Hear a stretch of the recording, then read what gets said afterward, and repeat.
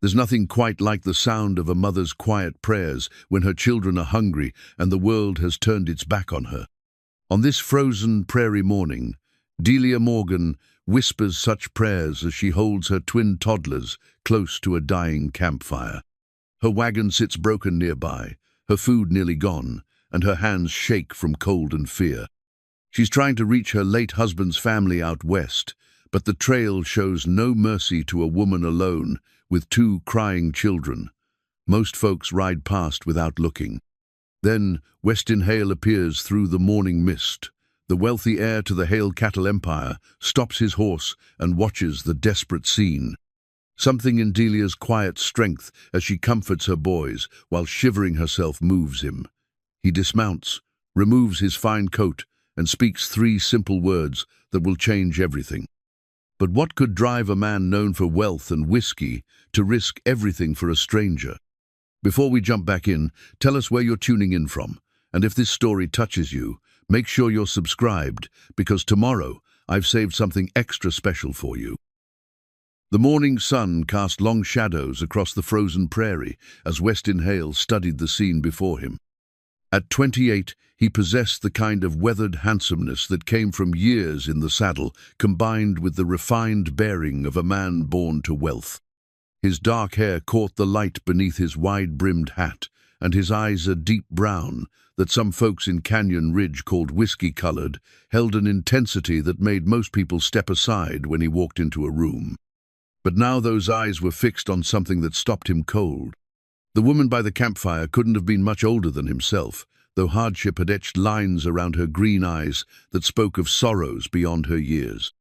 Her auburn hair, once probably worn in fashionable ringlets, was now pulled back in a practical braid that had seen too many dusty miles. She wore a faded blue dress that had once been fine but now bore the stains and tears of desperate travel. What struck Weston most was her quiet dignity. Even as she shivered in the morning cold, even as her two little boys, they couldn't be more than 3 years old, whimpered against her skirts, she held herself with a grace that wealth couldn't buy and hardship couldn't steal. "Mama," one of the twins whispered, his small voice carrying across the still air. "I'm hungry." The woman Delia, though Weston didn't know her name, yet smoothed the boy's dark hair with a trembling hand. "I know, Tommy. Mama's going to find us something soon." Weston's jaw tightened. He'd heard that particular tone before, the careful optimism of a parent trying to shield their children from harsh reality. His own mother had used it during the lean years after his father's death, before the cattle business had made them rich beyond measure. The broken wagon told its own story. One wheel hung at an impossible angle, the axle cracked clean through. Scattered around the campsite were the remnants of their suppleaser, nearly empty flour sack, a small pot blackened by countless fires, and a few tattered blankets that wouldn't keep a cat warm on a night like the one just past. Weston had been riding since dawn, checking the northern boundaries of the Hale spread.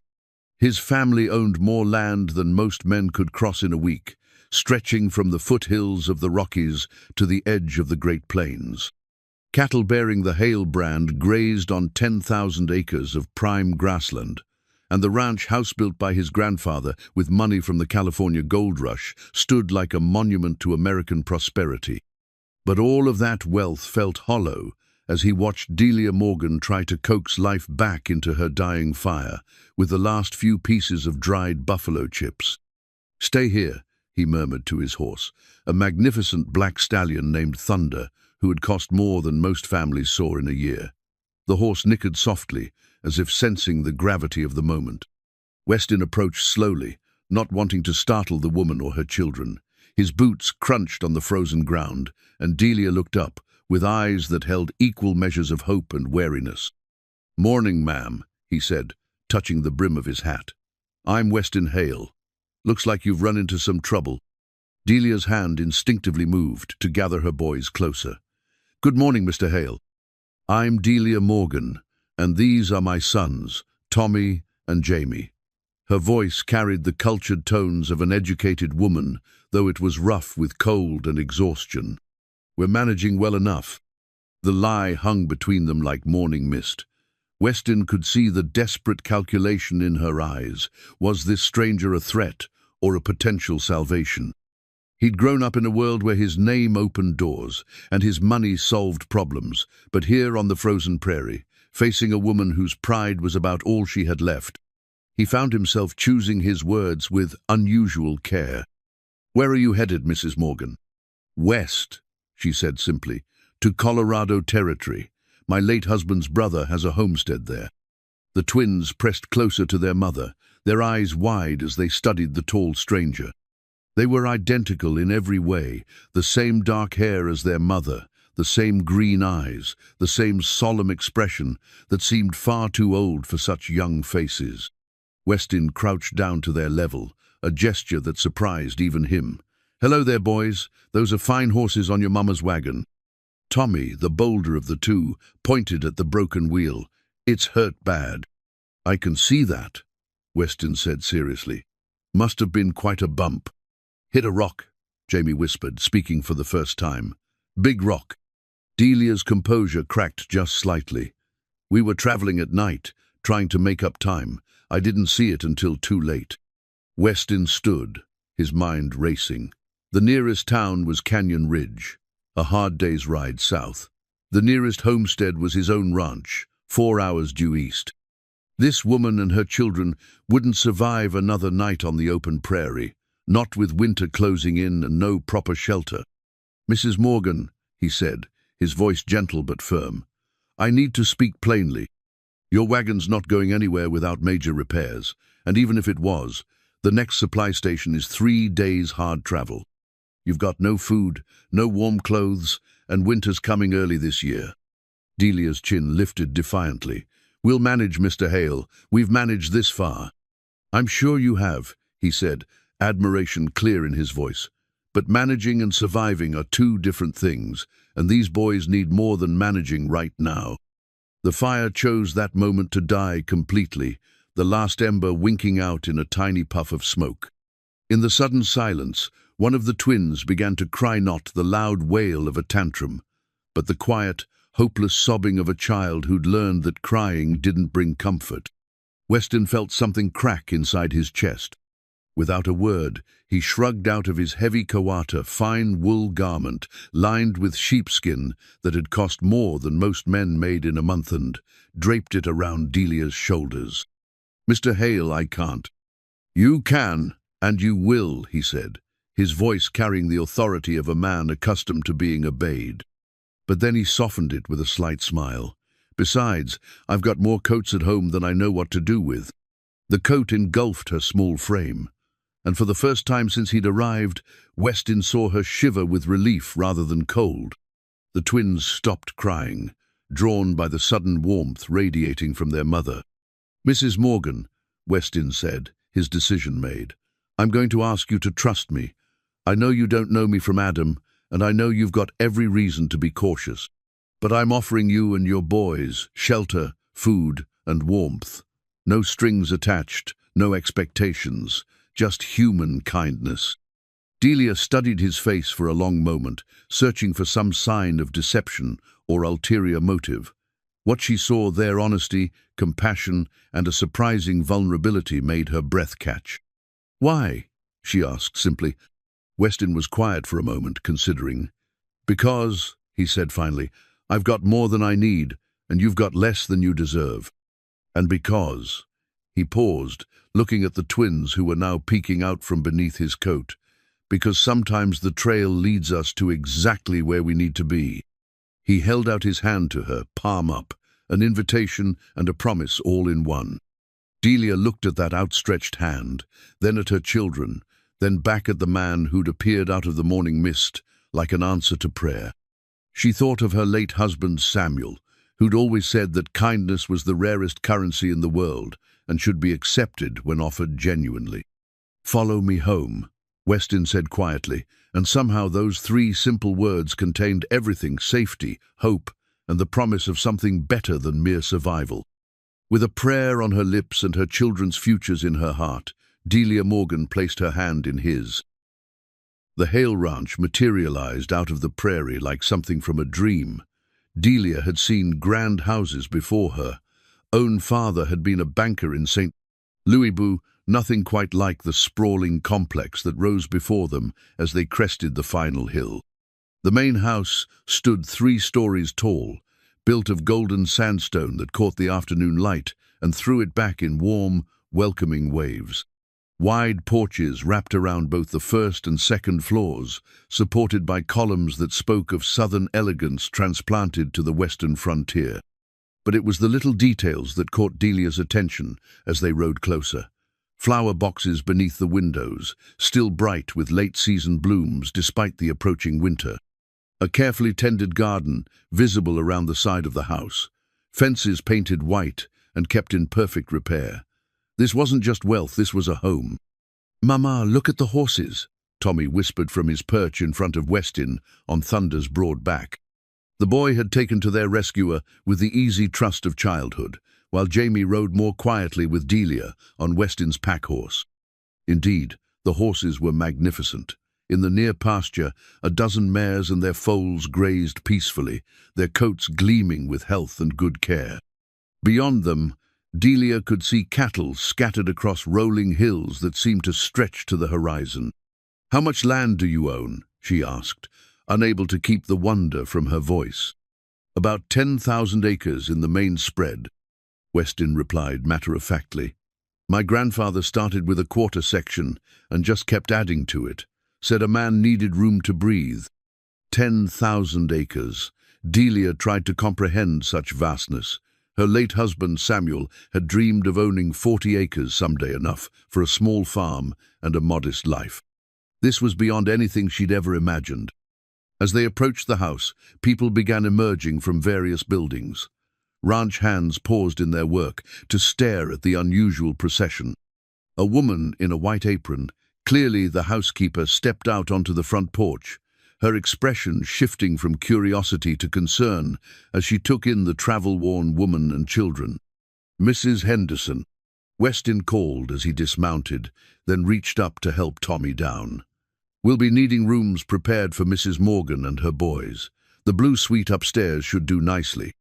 The housekeeper, a sturdy woman in her 50s with graying hair and kind eyes, hurried down the steps. "Of course, Mr. Westin, but perhaps the lady would prefer to freshen up first." The children looked like they could use some warm milk and biscuits. Delia slid down from her horse, her legs unsteady after hours in the saddle. She pulled the worn photograph of Samuel from her Paquita habit she'd developed since his death, touching the small daguerreotype whenever she felt overwhelmed or uncertain. The image was faded now, the edges soft with handling, but his gentle face still brought her comfort. "Mrs. Henderson, this is Mrs. Morgan and her sons, Tommy and Jamie," Westin said formally. "They'll be staying with us for a while." The housekeeper's eyebrows rose slightly, but she bobbed a quick curtsy.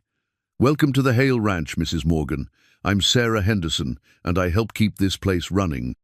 "Thank you," Delia managed, suddenly aware of how she must look travel, stained, exhausted, clutching a faded photograph like a talisman. "I don't want to impose." "Nonsense," Westin said firmly. "Mrs. Henderson, please see that a fire is built in the nursery. The boys will need warmth tonight." "The nursery, sir?" Mrs. Henderson looked puzzled. The nursery had been closed for years, ever since Westin's young nephew had outgrown it during his last visit. "Yes, the nursery, and please ask Cookie to prepare something hot for dinner, something a child would enjoy." As they climbed the front steps, Delia caught sight of movement in the windows of neighboring houses, visible in the distance. Word was already spreading, she realized. The eligible bachelor Westin Hale had brought home a woman and children. By tomorrow, it would be the talk of Canyon Ridge. The interior of the house was even more impressive than the exterior. Rich carpets covered polished hardwood floors, and oil paintings in heavy frames lined the walls. A grandfather clock ticked solemnly in the entrance hall, its sound echoing off the high ceilings. Everything spoke of prosperity, stability, and permanence, things that had felt like impossible dreams just hours ago. "Mr. Westin," Mrs. Henderson said quietly, "perhaps I should mention that your uncle was expecting you for dinner tomorrow evening, the Riverside Hotel dining room, 7 o'clock. Westin paused on the staircase. Send my regrets, Mrs. Henderson. Family business will keep me home. Delia felt her cheeks burn. She wasn't family. Not really, yet Weston had spoken the words with such natural authority that even she almost believed them. The blue suite was magnificent, a sitting room with a fireplace, a bedroom with a four-poster bed that could sleep a family, and an adjoining smaller room that Mrs. Henderson quickly designated as perfect for the twins. Within minutes, maids appeared with hot water, fresh linens, and armloads of firewood. "I've taken the liberty of laying out some clothes," Mrs. Henderson said to Delia. "My daughter left some things behind when she married. You're about the same size, I think." Delia looked at the simple but clean dress, spread across the bed, dark blue wool with a white collar, practical but respectable. After weeks in her travel-stained morning dress, it looked like the height of luxury. "Mrs. Henderson, I need you to understand something," Delia said quietly after the maids had left. "I have no money to pay for any of this. Mr. Hale has been incredibly kind, but I can't accept charity indefinitely." The older woman studied her with sharp but not unkind eyes. "Mrs. Morgan, I've worked for the Hale family for 15 years. Mr. Weston isn't given to impulse, and he's not a man who does things halfway. If he's brought you here, he has his reasons, and I suspect they're good ones." Before Delia could respond, a commotion erupted from the twins' room. She rushed through the connecting door to find both boys standing slack-jawed in the center of a room that had been transformed. A fire crackled merrily in a small fireplace, casting dancing shadows on walls painted with pastoral scenes. Two small beds had been made up with thick quilts and feather pillows.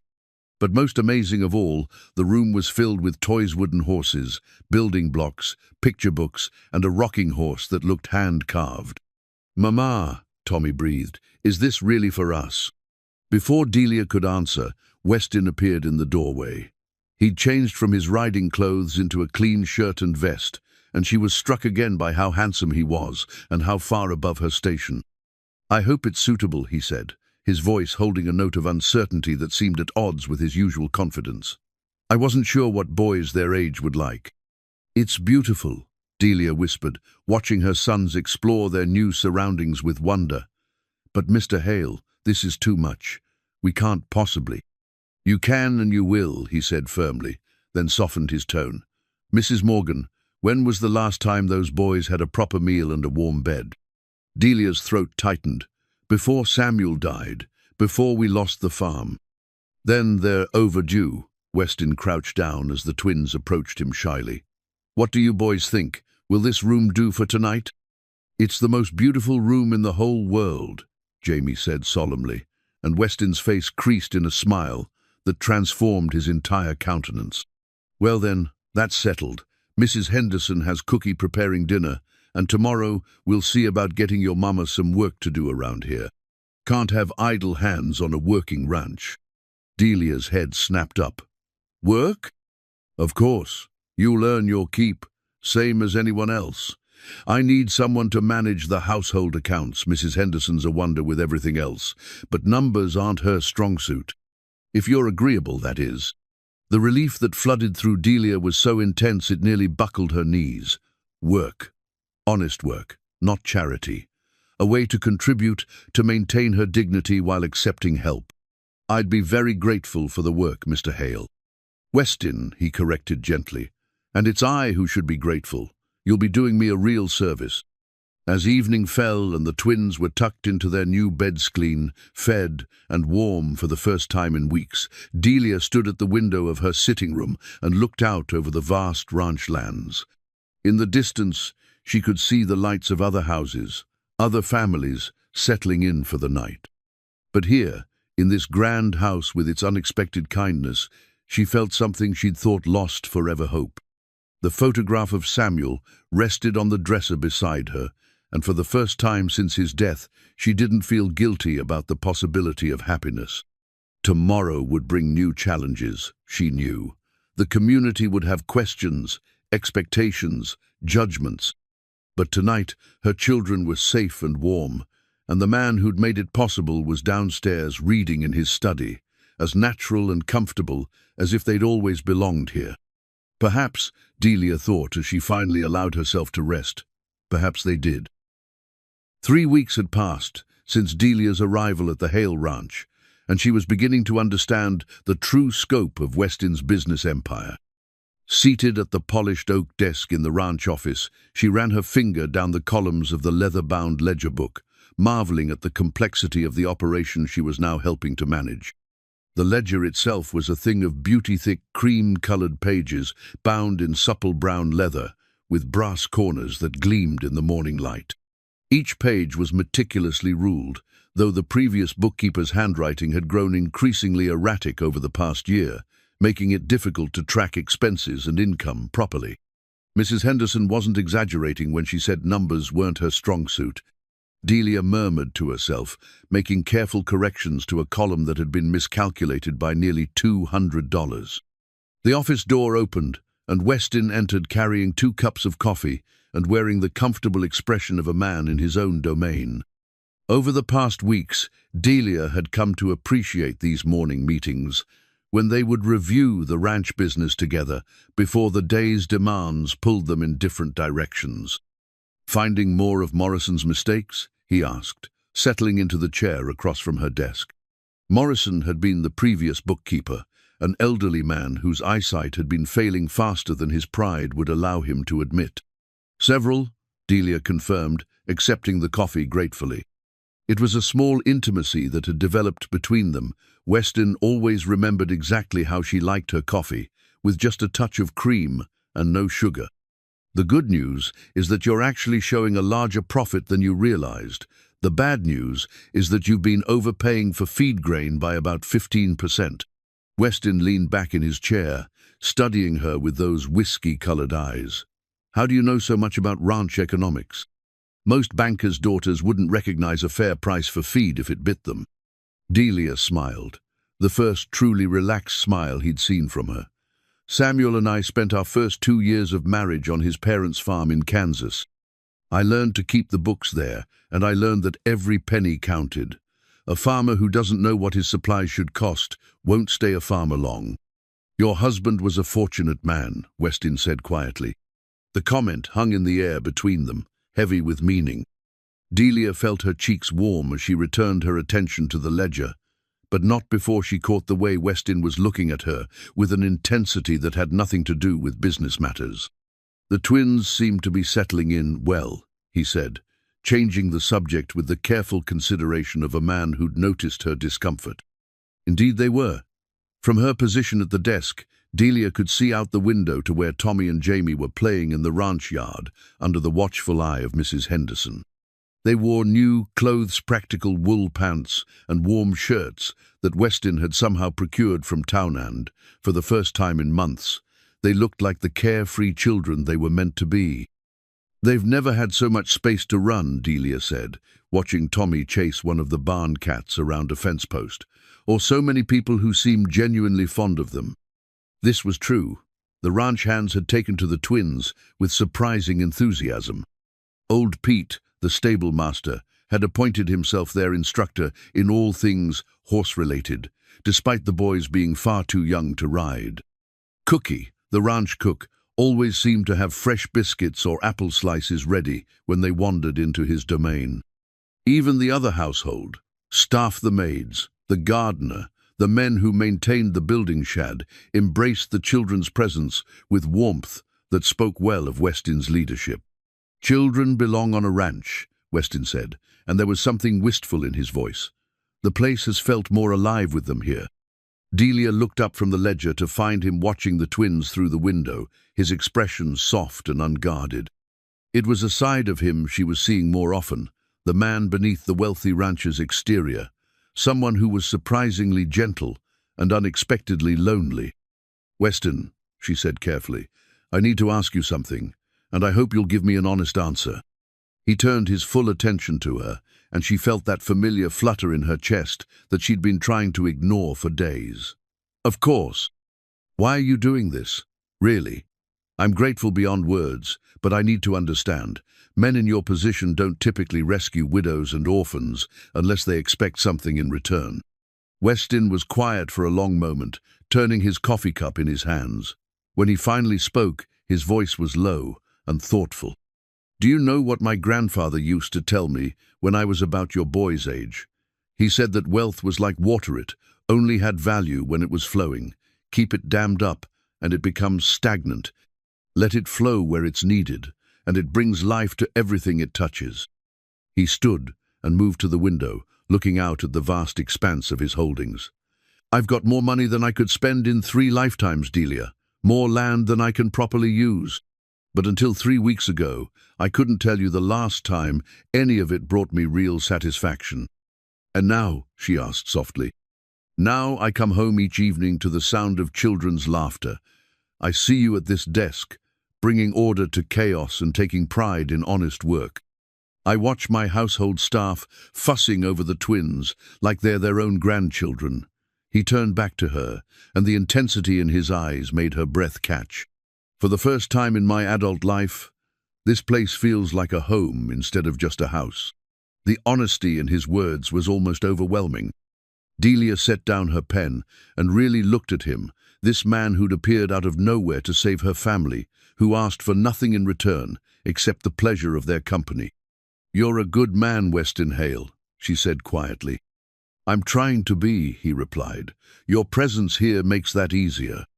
Before either of them could explore the implications of that statement, the office door burst open and Tommy came barreling in, his face flushed with excitement. Mr. Weston, old Pete says you're going to teach us to ride horses when we get bigger. Is that true? Can we really?" Weston's face broke into a grin as he crouched down to the boy's level. "Well, that depends. Are you going to listen to everything old Pete tells you about how to act around horses?" "Yes, sir," Tommy said solemnly. "Jamie and me, we're going to be the best horse riders in the whole world." "I don't doubt it," Weston said seriously. "But first you need to learn that horses are big and strong, and they deserve respect. Can you remember that?" "Yes, sir. Respect for horses. Jamie, come here." As the twins chatted excitedly about their future equestrian careers, Delia watched Weston interact with them. He had a natural way with children, patient, attentive, never talking down to them, but always maintaining the gentle authority they needed. It was, she realized, exactly the kind of male influence her boys had been missing since Samuel's death.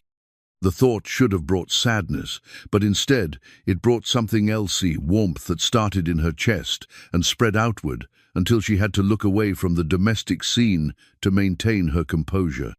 Later that afternoon, as she worked alone in the office while the twins napped, Delia allowed herself to think about the growing feelings she'd been trying to suppress. It would be easy to fall in love with Weston Hale too, easy. He was handsome, kind, generous, and wonderful with her children. But she was also realistic enough to know that whatever was developing between them existed in a bubble of circumstances that couldn't last forever. She was a widow with no fortune and 2 young children. He was one of the wealthiest men in the territory, with social obligations and expectations that didn't include taking in strays from the prairie. Eventually, reality would intrude, and when it did, she needed to be prepared to protect not only her own heart, but her children's as well. The sound of approaching hoofbeats drew her attention to the window. Weston was returning from his afternoon ride, and as had become his habit, he paused in the yard to wave up at the office window before heading to the stable. It was a small gesture, but it never failed to make her smile. Perhaps, she thought as she waved back, she was borrowing trouble by worrying about the future. Perhaps it was enough, for now, to simply accept the gift of this time, the safety, the warmth, the growing certainty that whatever had brought Weston Hale into their lives, it was exactly what they all needed. The ledger lay open before her, its neat columns telling the story of a prosperous ranch and a generous man. But increasingly, Delia found herself hoping it might also be the beginning of a different kind of story, entirely one where a family could be built not just on blood and law, but on choice and love and the simple courage to trust in unexpected kindness. The evening air carried the scent of approaching winter as Weston sat on the front porch, his hands moving steadily over a piece of pine wood. The rhythmic scraping of his knife against the grain was soothing, almost meditative, and the small horse taking shape beneath his fingers bore witness to skills he'd learned as a boy, but rarely had reason to use. "That's beautiful work," Delia said softly from the doorway. She'd come looking for him after putting the twins to bed, drawn by the sound of his whittling and the warm glow of the porch lantern. Weston looked up, his face creasing in a smile that had become as natural as breathing when she was near. "My grandfather taught me. Said a man should know how to make something useful with his hands, no matter how much money he had in the bank." Delia settled into the chair beside him, noting the small pile of wood shavings at his feet and the careful attention he was paying to the toy's details. "The boys will love it. They've never had anything so fine. Every child should have proper toys," Weston said, his knife pausing in its work. "I've been thinking about making them a whole set horses, cattle, maybe a little ranch house, something they can play with together." The thoughtfulness of it touched Delia deeply. In the weeks since their arrival, she'd watched Weston gradually open himself to her children, moving from polite kindness to genuine affection with a naturalness that spoke to his fundamental character. "You don't have to do so much for them," she said quietly. "You've already given us more than we ever dreamed of." "I know I don't have to," Weston replied, resuming his carving. "I want to, that's the difference." They sat in comfortable silence for a while, the only sounds the whisper of steel against wood and the distant lowing of cattle settling for the night. Above them, the first stars were beginning to appear in the darkening sky, and Delia found herself thinking about how different her life had become in such a short time. "Weston," she said eventually, "can I ask you something personal?" "Of course. Have you ever wanted children of your own?" His hands stilled, and for a moment she thought she'd overstepped. But then he set down his knife and leaned back in his chair, his gaze turning toward the horizon. "I used to think I did," he said slowly. "When I was younger, I had it all planned. Outmarry well, have sons to carry on the family name, build something lasting. But the years passed, and somehow it never happened." "Why not?" Weston was quiet for so long that Delia began to regret asking. When he finally spoke, his voice carried a weight of old disappointments. "I suppose I never met anyone who loved me more than they loved what I could give them. Hard to build a family on that foundation." The sadness in his words made Delia's chest tighten. She'd begun to understand, in their time together, that Weston's wealth was both blessing and burden opening doors, but also creating barriers, attracting attention, but making genuine connection nearly impossible. "That must be very lonely," she said softly. "It was," he admitted, "until recently." The words hung between them, heavy with implication. Delia felt her heart speed up, aware that they were approaching territory that neither of them had dared explore openly. "Weston." "Mama," Tommy's voice called from inside the house, high and distressed. "Mama, come quick." Delia was on her feet instantly, rushing through the front door with Weston close behind. They found Tommy standing in the hallway in his nightshirt, tears streaming down his face. "What is it, sweetheart?" Delia knelt beside him, checking for injury. "Jamie won't wake up," Tommy sobbed. "I tried and tried, but he won't wake up." Delia's blood turned to ice as she raced to the twins' room, Weston right behind her. Jamie lay in his bed, unnaturally still, his breathing shallow and labored. His face was flushed with fever, and when Delia pressed her hand to his forehead, the heat nearly burned her palm. "He was fine at bedtime," she whispered, her voice tight with panic. "He was perfectly fine." Weston moved quickly to the boy's bedside, his face grim as he assessed Jamie's condition. "Mrs. Henderson," he called sharply. "Mrs. Henderson, come quickly." The housekeeper appeared within moments, still tying her robe. One look at Jamie's condition had her taking charge with the calm efficiency of a woman who'd seen illness before. "Fever's bad," she said, feeling the child's pulse. "We need to get his temperature down. Cold cloths, lots of them, and send someone for Dr. Mitchell in town." "I'll go myself," Weston said, already heading for the door. "No," Delia's voice stopped him. "Please don't leave us. Send one of the ranch hands. I need—" Her voice broke as Jamie stirred restlessly, murmuring incoherently. Weston understood immediately. Without hesitation, he called for Pete, who appeared with remarkable speed for a man his age. "Ride hard for town," Weston instructed. "Bring Dr. Mitchell back with you. Tell him it's Urgenta child with high fever." As Pete hurried away, Mrs. Henderson organized the household staff with military precision. Cool cloths appeared, along with basins of water and extra blankets. The twins' room became a hive of quiet, purposeful activity, everyone working together with the kind of unity that spoke to their genuine care for the family. Delia sat beside Jamie's bed, holding his small hand and whispering soft reassurances, even though he couldn't hear her. Tommy pressed close against her side, his own face pale with fear for his twin. "Is Jamie gonna die like Papa did?" Tommy whispered, the question that Delia herself was afraid to voice. "No," Weston said firmly, settling into a chair on the other side of the bed. "Jamie's going to be fine. Sometimes children get fevers, but Dr. Mitchell will know exactly what to do." "Promise?" Tommy's lower lip trembled. Weston looked at the scared little boy, then at Delia's terrified face, and made a decision that surprised them all. "I promise," he said solemnly, "and I always keep my promises." The next few hours passed in a blur of worry and waiting. Dr. Mitchell arrived near midnight, a competent man in his 50s, who examined Jamie thoroughly before pronouncing it a severe case of influenza that was making the rounds in town. "The fever should break by morning," he assured them. "Keep him cool, give him sips of water when he'll take them, and watch for signs of breathing difficulty.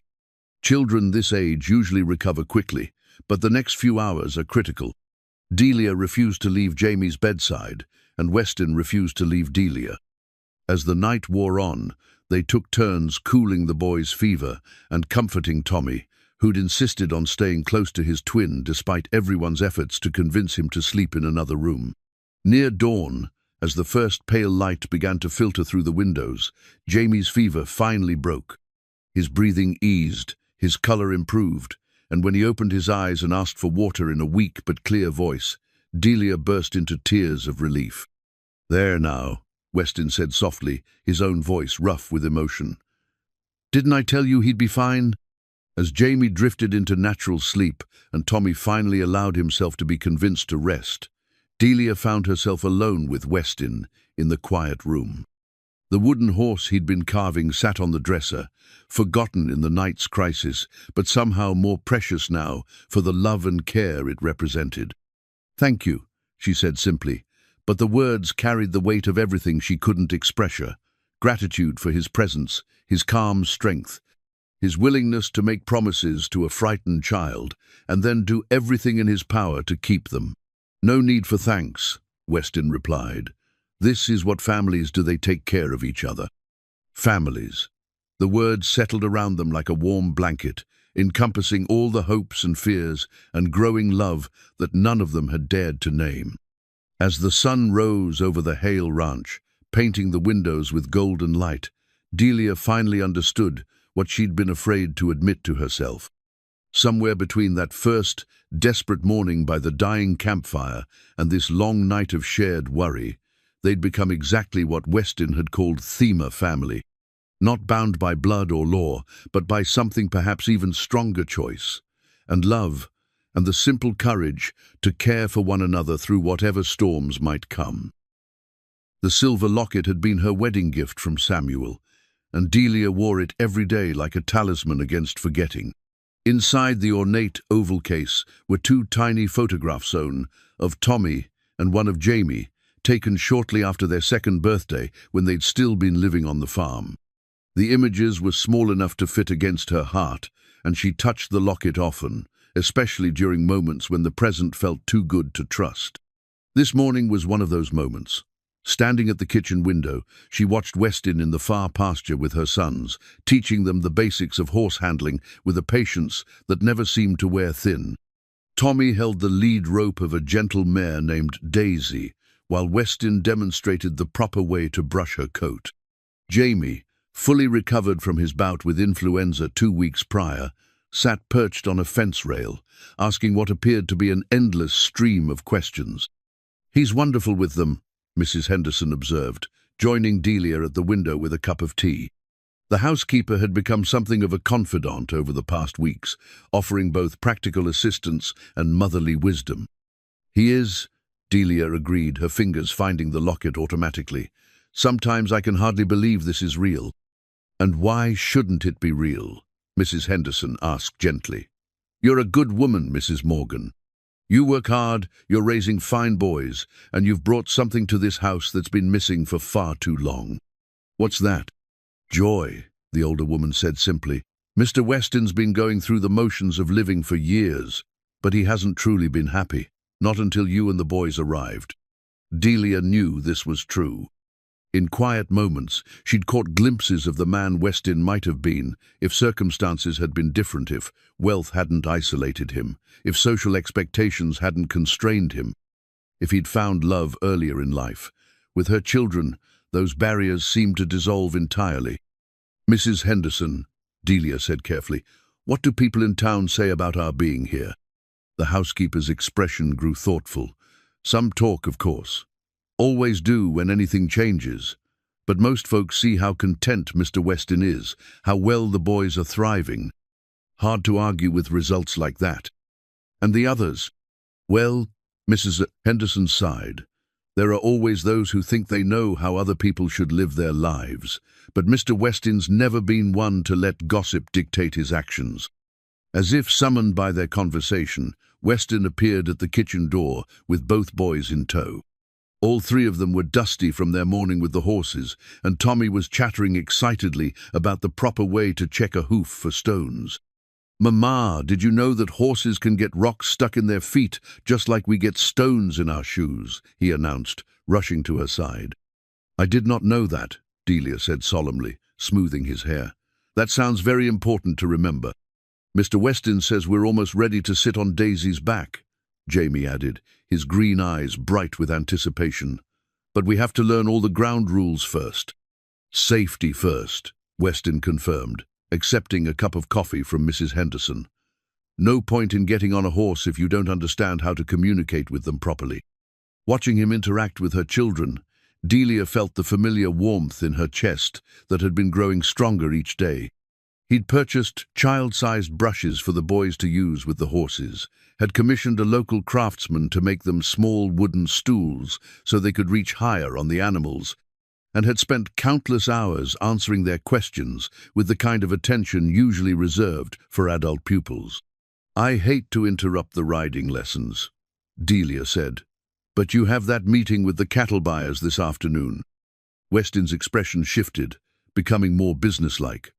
"Right. I'd forgotten." He turned to the twins. "We'll continue tomorrow, boys. Same time, same place." "Yes, sir," they chorused, then raced off to find Mrs. Henderson's cat, who'd become their frequent playmate.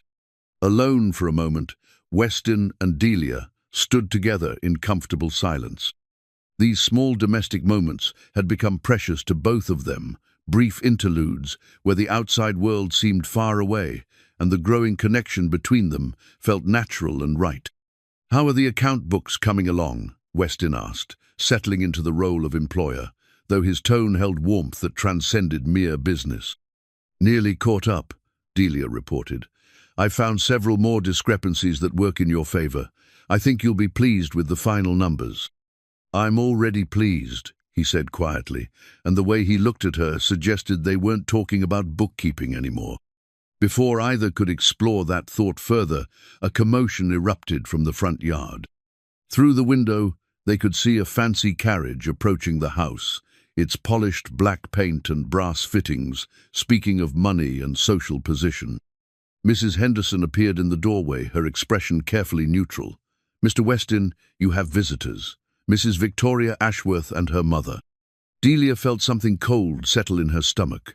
She'd heard the name Victoria Ashworth in passing, daughter of a prominent banking family from Denver, beautiful, accomplished, and according to local gossip, the woman everyone expected Weston to marry, eventually. Weston's jaw tightened almost imperceptibly. "Show them to the parlor, Mrs. Henderson. I'll be along presently." "Of course, sir." The housekeeper disappeared, leaving Weston and Delia alone with the sudden tension that had filled the room. "I should go," Delia said quickly, already moving toward the back stairs. I have work to finish in the office. Delia, wait. Weston's hand caught her arm gently. You don't have to hide. This is your home too. But even as he said the words, they both knew they weren't entirely true. This was Weston's home, and Delia was here by his grace and kindness. Women like Victoria Ashworth belonged in parlours, receiving formal visits. Women like Delia belonged in kitchens and offices, useful but invisible. I know, she said softly, touching the locket at her throat, but it's better this way, for everyone. 20 minutes later, Delia was trying to concentrate on ledger entries when the sound of feminine laughter drifted up from the parlour below. Victoria Ashworth had a lovely laugh, melodious and cultured, the kind that belonged at society gatherings and charity events. The kind that reminded Delia of everything she'd lost when Samuel died, and everything she'd never be able to give Weston. A soft knock interrupted her brooding. Tommy peered around the office door, his expression unusually subdued. "Mama, there's a fancy lady downstairs asking about us." Delia's blood chilled. "What kind of questions, sweetheart?" "She wanted to know our names and how long we've been here, and if we're Mr. Weston's relations." Tommy climbed into her lap, seeking comfort. "She didn't seem very nice, Mama." Her smile was cold. Before Delia could respond, Weston's voice carried up the stairs, polite but firm. "I'm afraid I must disagree, Victoria. Mrs. Morgan and her children are welcome here for as long as they choose to stay." "Really, Weston?" came a woman's voice, smooth as silk, but with an edge underneath. "Everyone's talking. It's simply not appropriate for a man in your position to be harboring strays. What will people think?" The casual cruelty of the word strays hit Delia like a physical blow. She set Tommy gently aside and moved to close the office door, but not before Weston's response reached her ears. "I care very little what people think, Victoria, and I'd ask you to speak respectfully about guests in my home." "Guests," Victoria repeated, and even from upstairs, Delia could hear the skepticism. "How long do guests typically stay, Weston? Because from what I understand, this woman and her children have been here for over a month." The conversation continued, but Delia couldn't bear to hear more. She gathered Tommy close and went to find Jamie, who was building block towers in their sitting room, blissfully unaware of the drama unfolding downstairs. "Boys," she said carefully, "how would you feel about taking a walk outside? We could visit the horses." An hour later, Weston found them in the stable, where old Pete was teaching the twins to braid rope while Delia sat nearby, her face carefully composed, but her hands trembling slightly as she worked on some mending. "They're gone," he said without preamble. Delia looked up, searching his face for clues about how the visit had concluded. "I hope we didn't cause you any embarrassment." "You?" Weston's eyebrows rose. "Delia, you have nothing to apologize for. Victoria Ashworth, on the other hand, will not be welcome here again until she learns some manners." Despite herself, Delia felt a flicker of hope. "You sent her away?" "I did." Weston settled beside her on the hay bale, close enough that she could smell his familiar scent of leather and soap. "But I won't lie to you, her visit was a reminder that the outside world has opinions about our arrangement here." "What kind of opinions?" Weston was quiet for a moment, watching the twins practice their rope work with old Pete's patient guidance. "Some people believe that a wealthy bachelor shouldn't be living under the same roof as an unmarried woman, regardless of the circumstances. Others think I'm being taken advantage of. And a few seem to believe that I'm somehow compromising your reputation by offering you shelter." The unfairness of it made Delia's chest tight with anger. "So we're damned if we stay and damned if we go." "Not we," Weston said firmly. "Me. I'm the one who has to decide whether I care more about what other people think or about what makes me happy." The words hung between them, heavy with implication. Delia turned to study his face, seeing something there that made her heart race, despite her efforts to remain practical. "And what makes you happy, Weston?" He was quiet for so long that she thought he wouldn't answer. When he finally spoke, his voice was low and certain.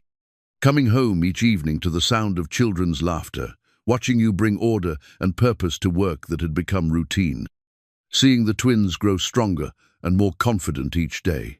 He paused, then added quietly, knowing that whatever else happens in my day, you'll be here when it ends."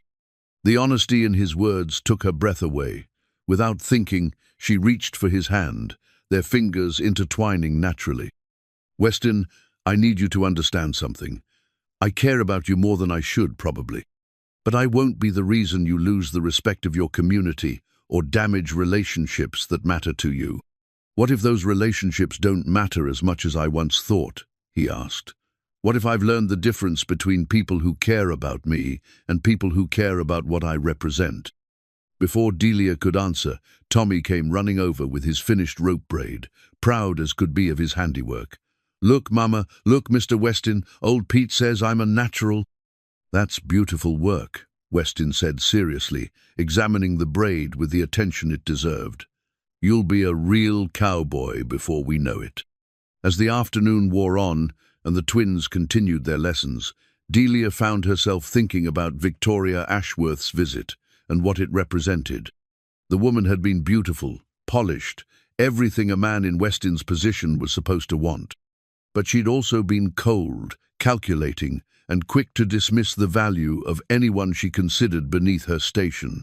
The contrast couldn't have been clearer, and for the first time since arriving at the ranch, Delia allowed herself to believe that maybe, just maybe, she had something to offer that money and social position couldn't buy: genuine affection, shared values, and the kind of quiet contentment that came from building something real together. That evening, as they sat on the front porch after the twins had gone to bed, Weston resumed work on his latest carving project, a small wooden ranch house, to go with the horses and cattle he'd already completed.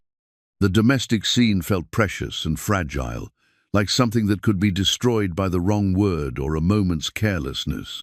"Victoria was right about one thing," Delia said finally. "People are talking." "Let them talk," Weston replied, not looking up from his work. "I've been the subject of gossip my entire adult life. At least now it's about something that actually matters. What if it gets worse? What if it affects your business relationships?" Weston set down his knife and turned to face her fully. "Delia, I want you to listen to me very carefully. I have more money than I could spend in several lifetimes. I have land, cattle, and business relationships that are built on mutual profit, not social approval. What I don't have, what I've never had until now, was a reason to come home that has nothing to do with duty or obligation." He reached for her hand, holding it gently but firmly. "You and the boys have given me that reason, and I'll be damned if I'm going to let a bunch of small-minded gossips take it away." In the growing darkness, with the locket warm against her heart and Weston's hand steady in hers, Delia finally allowed herself to believe that maybe some dreams were worth fighting for after all. The engagement ring had been his grandmother's stunning diamond, surrounded by sapphires, set in white gold that caught the light like captured starfire. Weston turned it over in his hands now, sitting alone in his study long after the household had gone to sleep, remembering the day he'd given it to Victoria Ashworth 3 years ago. It had been expected, that engagement. Their families had moved in the same circles for decades, their financial interests were aligned, and Victoria was everything a man in his position was supposed to want in a wife: beautiful, accomplished, connected to all the right people. The fact that their relationship had been more business arrangement than love story had seemed irrelevant at the time, until Victoria had broken it off 6 months later to marry a railroad heir from San Francisco, leaving Weston with wounded pride and a growing realization that he'd felt more relief than heartbreak. Now, 3 years later, the ring sat in his desk drawer like an accusation, a reminder of the life he was expected to live and the choices he was expected to make. Victoria's unexpected visit that afternoon had stirred up memories he'd thought long buried, along with uncomfortable questions about what he really wanted for his future. A soft knock at his study door interrupted his brooding. "Come in," he called, quickly returning the ring to its velvet box. Delia appeared in the doorway, wearing a simple white nightgown with a shawl wrapped around her shoulders. Her auburn hair was loose around her face, and she looked younger somehow, more vulnerable than she did during the busy hours of the day. "I saw the light under your door," she said quietly. "I couldn't sleep either." Bad dreams? He asked, gesturing to the chair across from his desk. Something like that. She settled into the chair, pulling the shawl closer. Jamie had a nightmare about being back on the trail with no food. It took a while to calm him down. Weston's chest tightened. Despite their weeks of safety and comfort, the twins still carried scars from their time of desperation. It was a reminder of how precarious their situation had been, and how much they had to lose if circumstances changed. "He'll be all right," Weston said gently. "Children are resilient. The nightmares will fade as the good memories pile up." "I hope so." Delia was quiet for a moment, then added, "Weston, I need to ask you something, and I want you to answer honestly. Always. Victoria Ashworth, you were engaged to her once, weren't you?" The directness of the question caught him off guard, though he realized he shouldn't have been surprised. Delia had always been perceptive, and the tension during Victoria's visit had been palpable. "Yes," he admitted. 3 years ago. It lasted about 6 months." "What happened?" Weston leaned back in his chair, considering how much to reveal. "She found someone who could offer her more than I could." "More money?" Delia asked, incredulous. "How is that possible?" "Not more money," Weston clarified. "More ambition, more willingness to play society games, more interest in building a social empire rather than just maintaining what already exists." Delia studied his face in the lamplight, seeing something there that made her heart ache. "She hurt you." "She bruised my pride," Weston corrected. "But if I'm honest, she did me a favor. That engagement was based on expectation rather than affection. I thought it was what I wanted because it was what I was supposed to want. And now?" The question hung between them, heavy with meaning. Weston looked at this woman, who'd appeared in his life like an answer to a prayer he hadn't known he was praying, who'd brought warmth and purpose to rooms that had felt empty for too long. "Now I know the difference between what I'm supposed to want and what I actually want," he said quietly. Delia's breath caught. "Weston." "I know it's complicated," he continued, leaning forward in his chair. "I know there are obstacles, social expectations, practical considerations, the fact that we come from different worlds. But Delia, these past weeks with you and the boys have been the happiest of my adult life." The honesty in his words was both thrilling and terrifying. Delia felt tears prick her eyes as she struggled with her own conflicted feelings. "I care about you too," she whispered, "more than I should. But caring isn't enough, is it? There are realities we can't ignore." "What realities?" "You're Weston Hale, heir to one of the largest cattle empires in the territory. I'm a widow with no money and 2 young children. People like Victoria Ashworth will always see me as an opportunist who trapped you with her circumstances." "Do you care what Victoria Ashworth thinks?" "I care what everyone thinks," Delia said, her voice growing stronger. "Because their opinions affect you, whether you want to admit it or not. They affect your business relationships, your standing in the community, your future." Weston stood and moved around the desk, settling into the chair beside hers. "Delia, look at me." Reluctantly, she met his eyes. "My business relationships are built on profit, not social approval. My standing in the community comes from my family's reputation and my own actions, not from who I choose to love. And as for my future," he reached for her hand, holding it gently. "I can't imagine one without you and the boys in it." The words she'd been longing to hear were also the ones she'd been dreading. They made everything more real, more complicated, more dangerous for all of them. "The twins already think of you as a father figure," she said softly. "If this doesn't work out, if we try and fail, it won't just be my heart that breaks." "Then we won't fail," Weston said simply. "We'll take it slowly, carefully. We'll give the community time to adjust to the idea. But Delia, I'm not willing to give up what we're building here because of other people's prejudices." Before she could respond, the sound of small feet in the hallway caught their attention. Tommy appeared in the doorway, his hair tousled from sleep and his face creased with worry. "Mama, I heard voices. Is everything all right?" "Everything's fine, sweetheart," Delia said, opening her arms to him. "Mr. Weston and I were just talking about ranch business." Tommy climbed into her lap, but his eyes went to Weston with the trust that had developed between them over the past weeks. "Mr. Weston, are you sad about something? You look sad."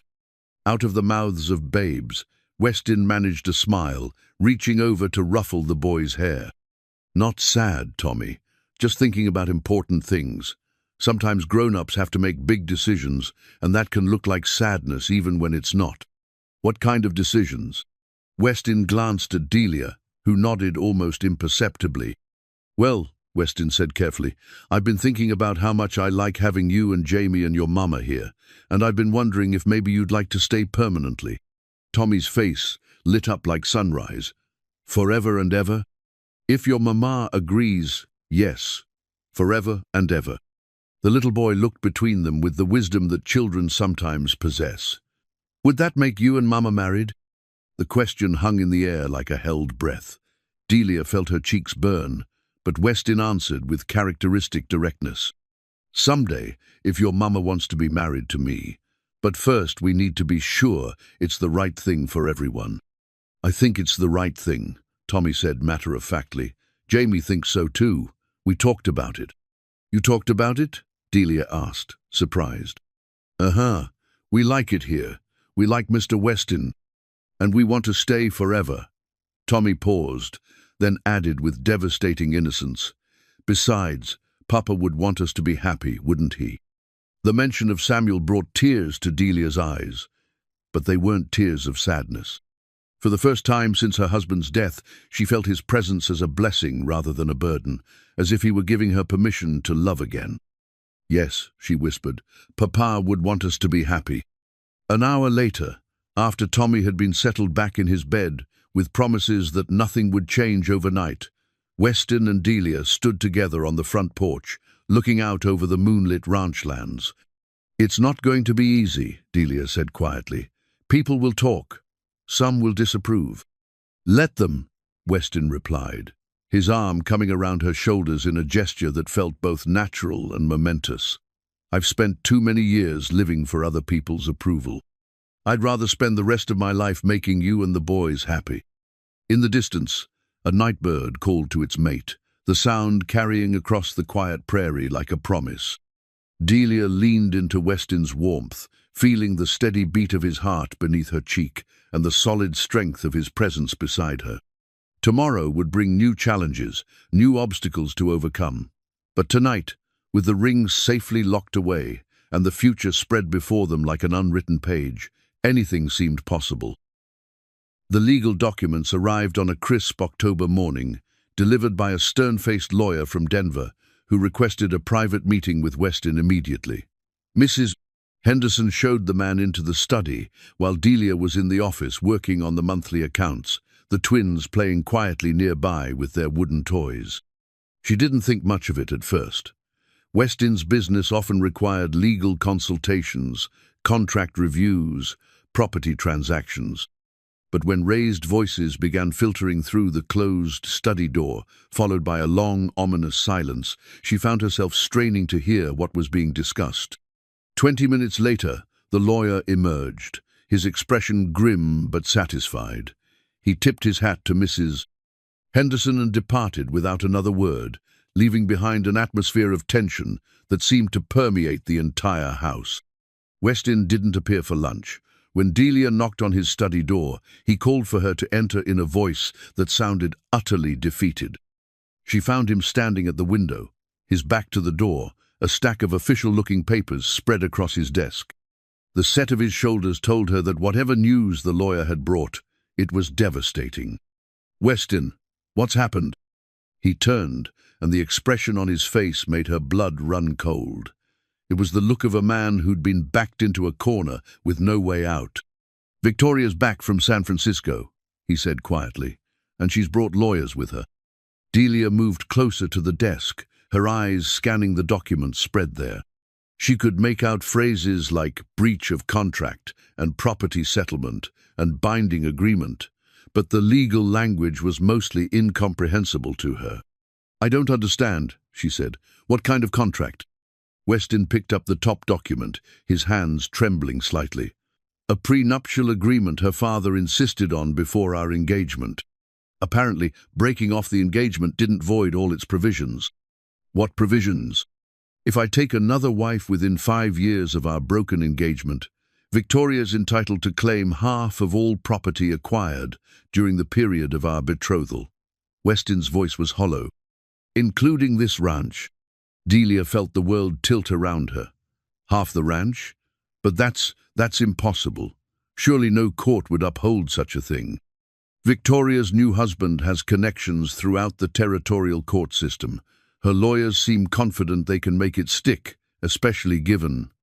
He stopped, unable to finish the sentence. Given what? Given that I'm living in sin with a woman and her bastard children. The crude words hit Delia like physical blows. She sank into a chair, her mind reeling as the implications crashed over her. They know about us, she whispered. They know about everything. How long you've been here, the sleeping arrangements, the fact that I've been supporting you and the boys. Weston's face was grey with fury and frustration.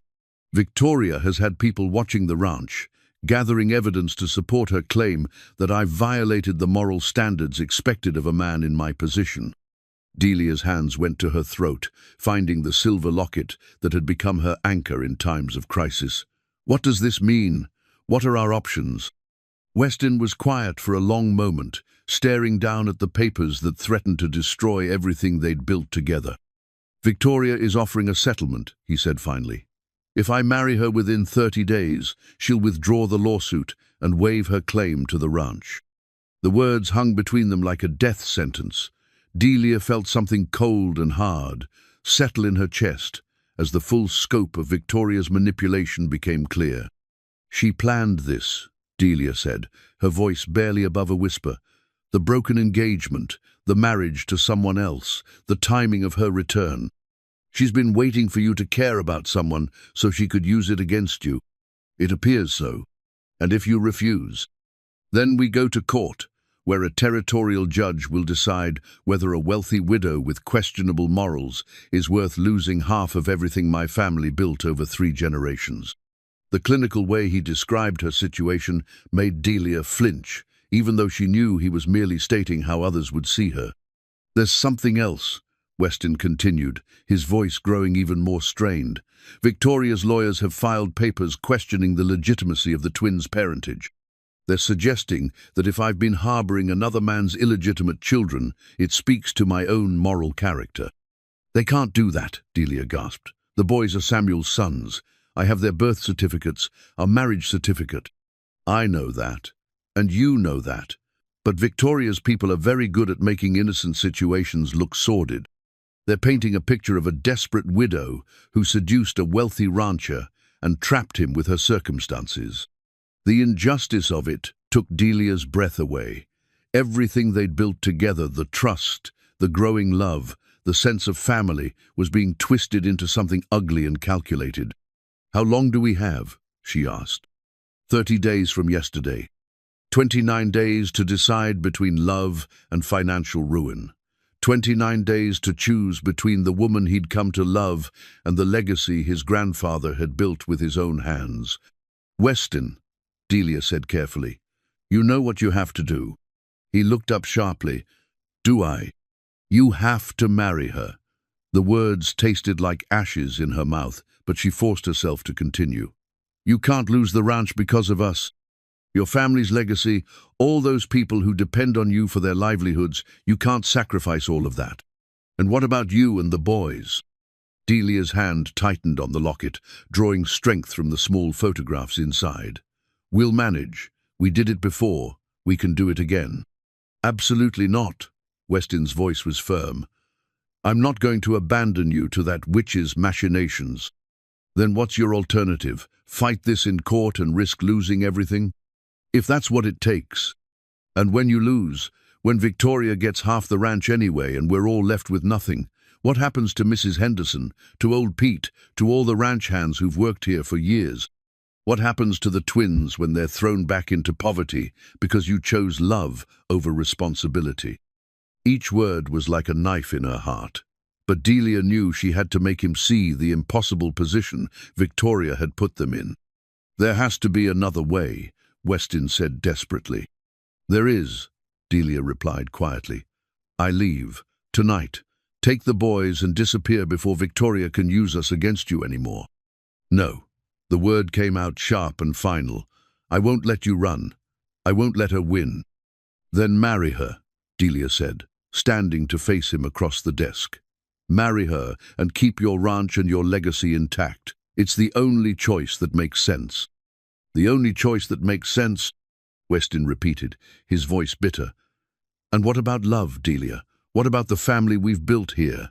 What about everything we mean to each other? Tears were streaming down her face now, but her voice remained steady. Sometimes love means making the hard choice. Sometimes it means sacrificing your own happiness for the greater good. Don't you dare quote nobility at me. Weston snapped, his own emotions finally breaking through his careful control. Don't you dare stand there and tell me that marrying a woman I despise is the noble thing to do. It's the practical thing to do, Delia shot back, and sometimes that's all we have. The sound of children's laughter drifted in from outside, where Tommy and Jamie were playing with the ranch dogs, blissfully unaware that their world was about to crumble around them again. I need time to think, Weston said finally, sinking into his chair like a man who'd aged 10 years in 10 minutes. We don't have time, Delia replied. We have 29 days, and every one of them that passes makes Victoria's case stronger. As she left the study, closing the door softly behind her, Delia allowed herself one moment of pure grief for the life she'd almost had. Then she straightened her shoulders, touched the locket at her throat, and began planning for the hardest conversation she'd ever have to have with her children. Because one way or another, their time at the Hale Ranch was coming to an end. The blank marriage certificate lay on Weston's desk like an accusation, its empty lines waiting to be filled with names that would determine the fate of everyone he'd come to love. Victoria's lawyer had delivered it that morning, along with a reminder that only 24 hours remained until the deadline. 24 hours to choose between duty and desire, between financial security and personal happiness, between the woman who'd captured his heart and the legacy his family had spent 3 generations building. Weston stared at the document until the words blurred together, then pushed back from his desk and walked to the window. Outside, autumn had painted the ranch in shades of gold and crimson, and the sight of his grandfather's land stretching to the horizon, reminded him of everything that hung in the balance. A soft knock interrupted his brooding. "Come in," he called, expecting Mrs. Henderson with coffee or perhaps another message from Victoria's lawyers. Instead, Delia entered, carrying a small carpet bag and wearing her traveling dress, the same faded blue garment she'd been wearing the morning he found her by the dying campfire. The sight of it sent a chill through his bones. "What are you doing?" he asked, though he already knew the answer. "What I should have done days ago," she replied quietly, setting the bag down by the door. "I'm leaving, tonight, after the boys are asleep." "Absolutely not. Weston, please don't make this harder than it already is." Her voice was steady, but he could see the pain in her green eyes. "Every day I stay makes Victoria's case stronger. Every night we spend under the same roof gives her more ammunition to use against you. I don't care about Victoria's case." "Well, you should care." Delia moved to the desk, her eyes falling on the marriage certificate. "Because in 24 hours you're going to marry her." "Like hell I am." "Look at this," Delia said, picking up the certificate with trembling fingers. "Look at what your choice really is. You can fill in Victoria's name and keep everything: your ranch, your family's legacy, the livelihoods of everyone who depends on you. Or you can throw it all away for a woman who brought you nothing but trouble from the moment you met her." "You brought me everything," Weston said fiercely. "You brought me love, purpose, a reason to come home each day. You brought me a family. I brought you scandal and legal troubles and the risk of losing everything your grandfather worked for." Delia set the certificate down with careful precision. "I won't be responsible for that destruction." Before Weston could respond, the office door burst open and Tommy came running in, his face bright with excitement. "Mama, Mr. Weston, Jamie and me saw a shooting star. Mrs. Henderson says if you make a wish on a shooting star, it comes true." The innocent joy in the boy's voice was like a knife in both adults' hearts. Delia knelt down to Tommy's level, struggling to keep her composure. "That's wonderful, sweetheart. What did you wish for?" "I wish that we could stay here forever and ever," Tommy said solemnly. "And that you and Mr. Weston would get married so we could be a real family." The words hung in the air like a prayer and a condemnation all at once. Weston saw Delia's face crumple for just a moment before she managed to school her features back into maternal calm. "Tommy," she said gently, "sometimes wishes don't come true the way we want them to, but that doesn't mean we stop hoping for good things." "But why can't this wish come true?" Tommy asked, with the devastating logic of childhood. "Mr. Weston loves us, and we love him, and you love him too, I can tell." Out of the mouths of babes, Weston crouched down beside Delia, his heart breaking at the confusion in the little boy's face. "Tommy, sometimes grown-ups have to make very difficult decisions. Sometimes the right thing to do isn't the thing we want to do." "I don't understand," Tommy said, his lower lip beginning to tremble. "I know you don't, son, and I wish I could explain it better." The word son slipped out naturally, and Weston realized with painful clarity that somewhere along the way, that's exactly what Tommy and Jamie had become to him. Not just Delia's children that he was fond of, but his boys in every way that mattered. "Mr. Weston," Tommy said, his voice very small, "are we going away again?" The question was directed at Weston, but it was Delia who answered. "Yes, sweetheart, we're going to take a trip." "But I don't want to go on a trip," Tommy wailed, tears starting to flow. "I want to stay here with Mr. Weston and the horses, and Mrs. Henderson and Cookie." Before either adult could respond, Jamie appeared in the doorway, drawn by his twins' distress. Within moments, both boys were crying, clinging to Weston and begging him not to let them go.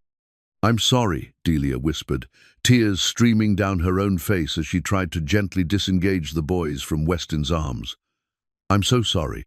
"Mama, no," Jamie sobbed. "We don't want to leave. Please don't make us leave." The sound of the children's heartbreak was more than Weston could bear.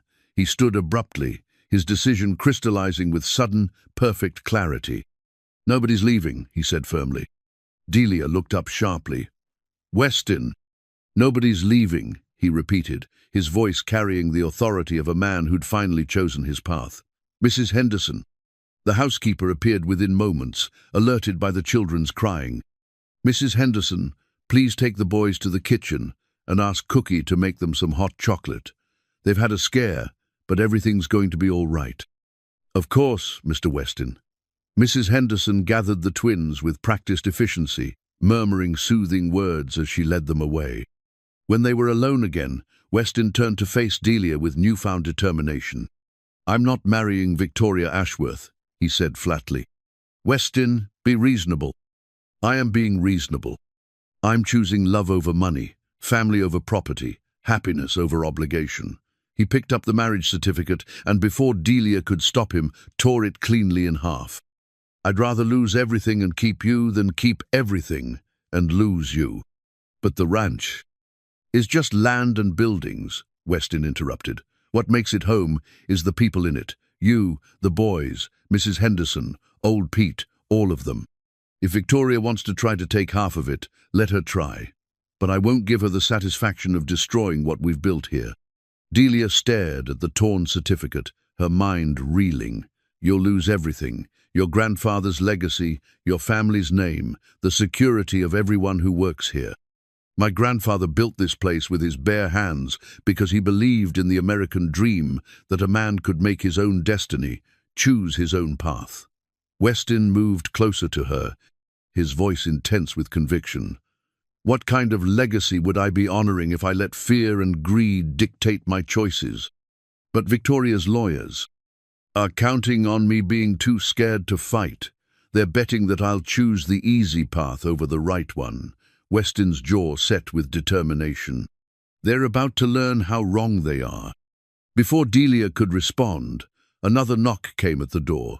This time it was one of the ranch hands, hat in hand, and expression grim. "Begging your pardon, Mr. Hale, but there's riders coming up the road.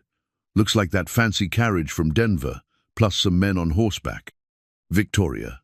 coming for her answer with an entourage to witness either his capitulation or his destruction. "How long do we have?" Weston asked. "Maybe 20 minutes, sir." "Thank you, Jim.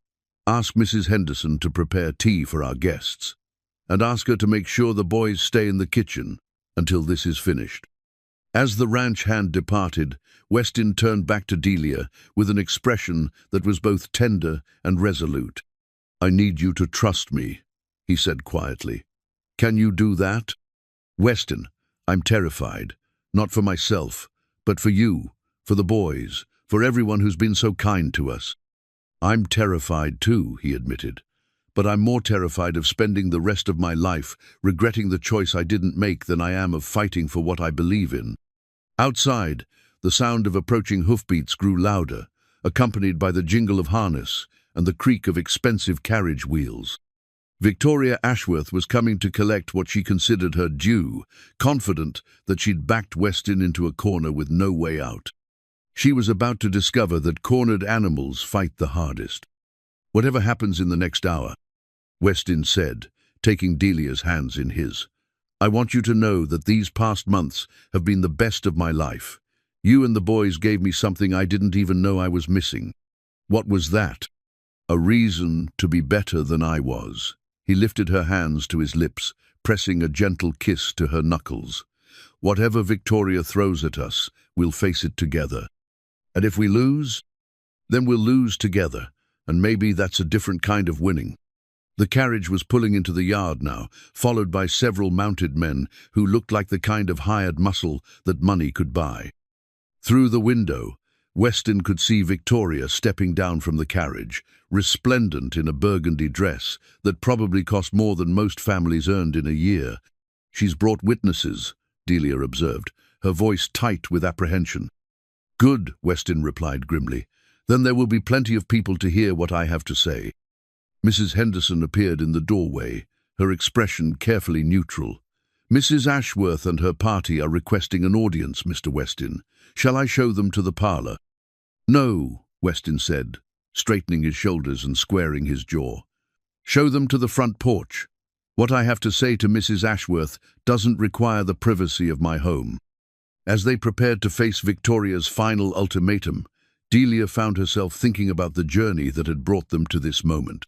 From that desperate morning by the dying campfire to this confrontation that would determine their future, every step had led them here. She thought about the blank marriage certificate, now torn in half and scattered on Weston's desk like the remnants of a dream deferred. Tomorrow, if they survived Victoria's assault, perhaps there would be time to fill out a different certificatone that joined two hearts by choice rather than coercion. But first, they had to win a battle that seemed impossible to win, against an enemy who held all the cards and showed no mercy. As they walked toward the front door together, Delia touched the silver locket at her throat one last time, drawing strength from the photographs of her children and the memory of Samuel's gentle wisdom. Sometimes, she thought, the greatest act of love was not the grand gesture, but the simple decision to stand and fight when running would be easier. Today, they would find out if love was strong enough to overcome law, if justice could triumph over manipulation, and if a family built on choice and commitment could withstand the assault of those who saw relationships only as transactions to be negotiated. The front door opened, and Victoria Ashworth's smile was as cold and beautiful as winter sunlight on ice. Victoria Ashworth stood on the front porch of the Hale Ranch like a queen holding court, her burgundy wedding dress rustling in the autumn breeze. The elaborate gown was clearly chosen for effect silk taffeta with seed pearl beading, a bustle that spoke of the latest Eastern fashions, and a train that whispered against the porch boards with every movement. She looked every inch the wealthy socialite, a woman born to privilege and accustomed to getting her way. "Weston," she said warmly, as if they were old friends meeting for tea instead of adversaries in a legal battle. "How lovely to see you again. I do hope you've had time to consider my proposal." Behind her stood 3 men, her lawyer, stern and confident in his expensive suit, a territorial judge who looked uncomfortable but determined. and a man Weston didn't recognize, but who had the bearing of hired authority. "Victoria," Weston replied evenly, not moving from his position beside Delia. "I've considered it very carefully." "Wonderful." Victoria's smile was radiant with anticipated victory.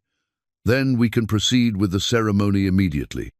Judge Morrison has graciously agreed to perform the service here and now, saving us all the trouble of traveling to town."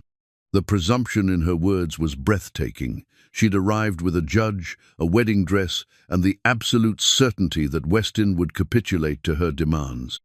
It was, Delia realized, the culmination of years of manipulation, the broken engagement, the strategic marriage to someone else, the careful timing of her return. All of it designed to bring them to this moment. "I'm afraid there's been a misunderstanding," Weston said calmly. "I won't be marrying you today, Victoria, or any other day." The smile never left Victoria's face, but something cold and calculating flickered in her eyes. "Oh, but I think you will. You see, I've brought more than just a judge today." She gestured to the third man, who stepped forward with official bearing. "This is Marshal Crawford from the Territorial Court. He has some very interesting documents regarding the moral fitness of guardians for minor children." Delia felt the blood drain from her face as the marshal produced a sheaf of papers from his coat. "Mrs. Morgan," the marshal said formally, "I have here a court order questioning your fitness as a mother, given your current living arrangements. The territory takes a dim view of children being raised in situations of moral ambiguity." "What are you saying?" Delia's voice came out as barely a whisper. "I'm saying that unless this situation is resolved today, those children will be placed in territorial custody pending a full investigation into their welfare." The marshal's voice was professionally neutral, but Delia could hear the threat underneath. Victoria's smile widened. "Of course, if Weston and I were to marry today, the situation would be resolved immediately. I would be happy to serve as a proper maternal influence for the children, ensuring they're raised in a morally appropriate household." The manipulation was breathtaking in its cruelty. Victoria wasn't just threatening Weston's ranch, she was threatening to take Delia's children. "You can't do this," Delia said, her voice breaking. "They're my sons. Children whose welfare is currently in question due to their mother's choices." Victoria replied smoothly, "But don't worry, my dear. Once Weston and I are married, I'm sure we can work out suitable arrangements for their care." Suitable arrangements. The phrase sent ice through Delia's veins. She could picture exactly what Victoria had in mind. The twins sent away to some distant boarding facility, removed from their mother's influence and raised by strangers. "Weston," Victoria continued, turning her attention back to her primary target, "surely you can see that this is the best solution for everyone. You keep your ranch, the children are provided for in a respectable household, and Mrs. Morgan is free to make a fresh start somewhere far from here." The subtext was clear: marry me or watch the family you love be destroyed piece by piece. Weston was silent for a long moment, and Delia could see the agony in his face as he weighed impossible choices: lose the ranch or lose the children. Fight Victoria in court, or watch Tommy and Jamie disappear into the territorial system. "I need a moment to consider," Weston said finally. "Of course," Victoria said graciously, "but I'm afraid time is rather short. Judge Morrison has other appointments today."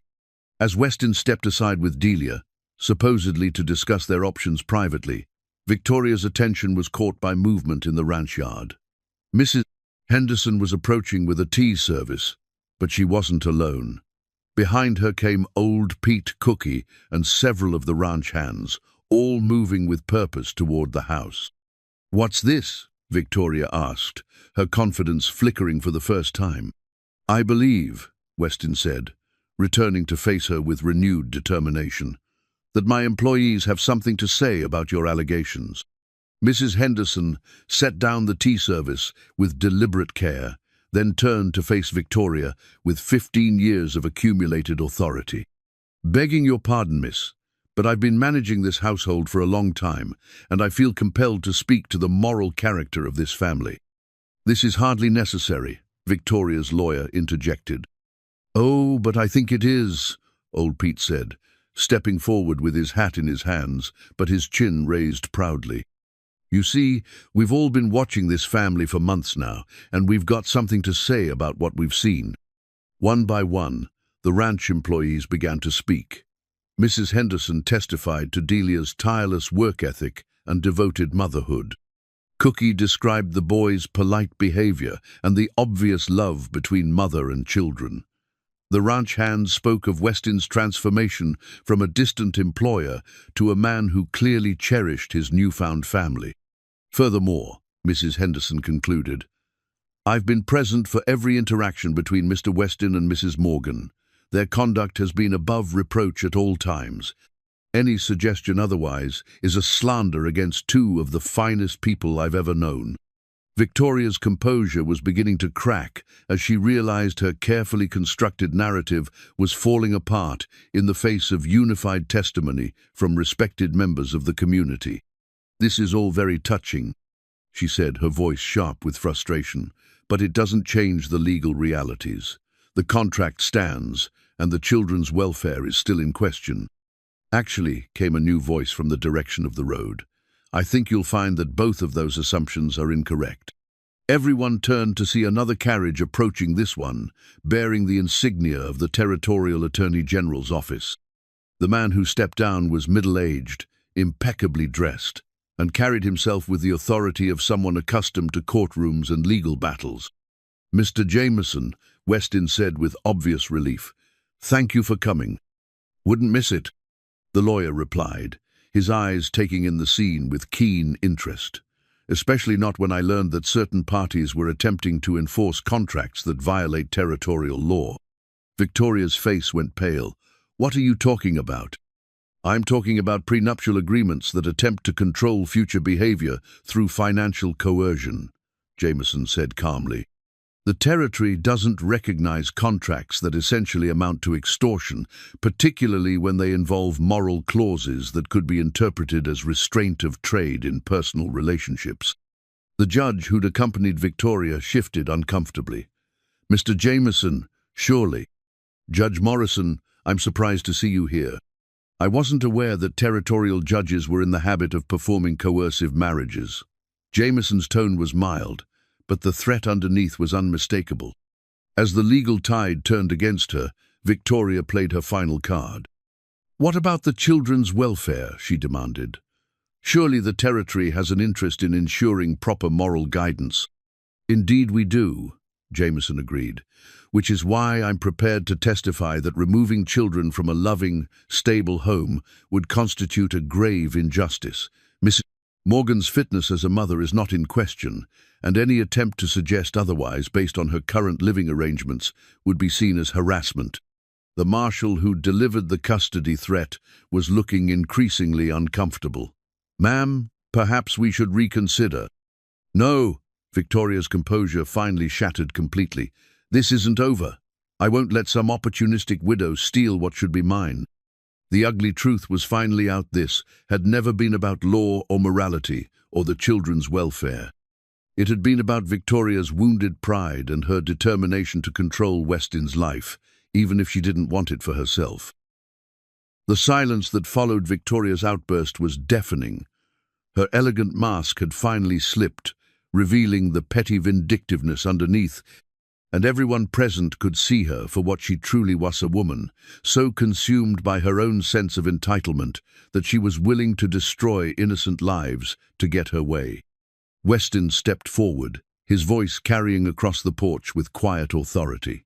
"Victoria, I want you to listen very carefully to what I'm about to say, because I'll only say it once." She turned to face him, her face flushed with anger and humiliation, the elaborate wedding dress now seeming almost grotesque in its presumption. "3 years ago, when you broke our engagement to marry someone else, I thought you'd destroyed my life," Weston continued. "Now I realize you gave me the greatest gift possible. You showed me what I didn't want before I was foolish enough to settle for it. How dare you?" "I'm not finished." Weston's voice cut through her protest like a blade. "You've spent months plotting this elaborate scheme, thinking you could manipulate me into a loveless marriage by threatening everything I hold dear. But you made one crucial mistake. What mistake? Victoria spat. You assumed that the ranch, the money, the social position you assumed, those things mattered more to me than the people I love. Weston moved to stand beside Delia, his hand finding hers with natural ease. You were wrong. He turned to address the lawyer, Jameson. Mr. Jameson, I'd like you to witness my formal rejection of any claim Mrs. Ashworth believes she has to my property or my person. I choose to fight this in court, if necessary, regardless of the outcome. Weston, no, Delia whispered, squeezing his hand. You could lose everything. I could lose everything that doesn't matter, he corrected gently, but I'll keep everything that does. Victoria's lawyer stepped forward, clearly uncomfortable with how the situation had devolved. Mr. Hale, perhaps we could discuss a settlement. There will be no settlement, Weston said firmly. Mrs. Ashworth has shown her true character today, and I have no intention of rewarding extortion. Then you'll face us in court, Victoria said venomously, and we'll see how much your precious love is worth when you're bankrupt. Actually, Jameson interjected, I don't think you will. All eyes turned to the territorial attorney as he produced his own set of documents. You see, while Mrs. Ashworth has been plotting her legal assault, I've been doing some investigating of my own. It seems her late husband's business dealings weren't entirely above board. Victoria's face went white. What are you talking about? Railroad fraud, specifically, inflated construction costs, bribes to territorial officials, falsified survey reports, the kind of thing that could result in federal charges if the right prosecutor decided to pursue them. But he's dead, Victoria protested. You can't prosecute a dead man. No, but we can prosecute his surviving beneficiaries who knowingly profited from illegal activities. Jameson's smile was coldly professional. Amazing what a thorough audit can uncover, particularly when conducted by federal marshals with subpoena power. The threat was clear: pursue her vendetta against Weston and face federal prosecution for her husband's crimes. Victoria looked around desperately, seeking support from her allies, but found only uncomfortable silence. Judge Morrison cleared his throat. Perhaps, given the circumstances, it would be best if all parties simply moved on. No lawsuits, no further legal action. A clean slate for everyone involved. Agreed, Jameson said immediately. Mr. Hale is willing to let this matter drop entirely, provided Mrs. Ashworth withdraws all claims and ceases any further harassment of his household. Victoria stood frozen for a long moment, her elaborate wedding dress rustling in the wind as she realized her carefully constructed plan had collapsed completely. When she finally spoke, her voice was thick with barely controlled rage. This isn't over, Weston. You'll regret choosing that woman over your family's legacy. My family's legacy, Weston replied calmly, will be the children I raise and the love I build, not the money I inherit. You're welcome to your bitterness, Victoria, but you're not welcome here. As Victoria and her entourage prepared to leave, Delia felt a small hand slip into hers. Tommy had appeared beside her, having apparently escaped Mrs. Henderson's watchful eye in the kitchen. "Mama," he said quietly, "is the mean lady going away now?" "Yes, sweetheart," Delia replied, kneeling down to his level. "She's going away and she won't be back." "Good," Tommy said with the simple honesty of childhood. "She made you sad, and she made Mr. Weston worry. We don't like people who do that." As Victoria's carriage disappeared down the road, taking with it the threat that had loomed over them for weeks, Weston turned to face the small crowd that had gathered to support them. "I want to thank all of you," he said, his voice rough with emotion. "Your loyalty today meant more than I can express." "No thanks needed, Mr. Weston," old Pete said gruffly. "This is family business, and family sticks together." Family. There was that word again, encompassing not just blood relations, but all the people who'd chosen to care for one another. As the ranch hands dispersed back to their duties and Mrs. Henderson shepherded Tommy back to the kitchen, Weston and Delia found themselves alone on the porch where it had all begun. "Is it really over?" Delia asked, hardly daring to believe that the nightmare was finally ending. "It's over," Weston confirmed, Victoria's too smart to risk federal prosecution, and Jameson's made it clear that any further action would trigger a full investigation into her finances. And us? What happens to us now? Westin reached into his vest pocket and withdrew something small and simply a plain gold band that gleamed softly in the afternoon sunlight. It was nothing like the elaborate diamond ring he'd once given Victoria, but it was perfect in its simplicity and sincerity. "Now," he said, dropping to one knee on the porch where he'd first offered her shelter, "I ask you properly, Delia Morgan, will you marry me? Not because of legal contracts or social expectations, but because I love you and I want to spend the rest of my life making you and the boys happy." Tears streaming down her face, Delia looked at this man who'd risked everything for love, who'd chosen family over fortune and connection over convention. When she spoke, her voice was clear and strong. "Yes," she said simply, "yes, with all my heart." As Westin slipped the simple gold band onto her finger, the sound of children's laughter drifted from the kitchen, where Tommy and Jamie were no doubt charming extra cookies from Cookie's supposedly firm reserves. It was the sound of home, of family, of dreams fulfilled against all odds. They'd weathered the storm together, and now they could begin building the life they'd both dreamed of, not perfect, perhaps, but real and honest and filled with the kind of love that chose to fight rather than surrender, to hope rather than despair, to trust in the future rather than be bound by the past. The simple gold band caught the light as Delia raised her hand to touch Westin's face, and in that moment she knew that Samuel would have approved. Love, after all, was never about replacing what was lost, but about having the courage to build something new and beautiful from the ashes of old sorrows. Tomorrow, they would plan a wedding. Tonight, they would simply hold each other and marvel at the miracle of surviving love's greatest test, with their hearts not only intact, but stronger than ever. 6 months later, the new family portrait hung in the front parlor of the Hale Ranch house, a testament to the power of love to transform lives and create beauty from the ashes of despair. The painted canvas showed Westin in his finest suit, one hand resting on Delia's shoulder as she sat in a chair wearing the ivory silk dress he'd commissioned for their wedding. Tommy and Jamie stood on either side, their faces bright with the confidence that came from being deeply loved and completely secure.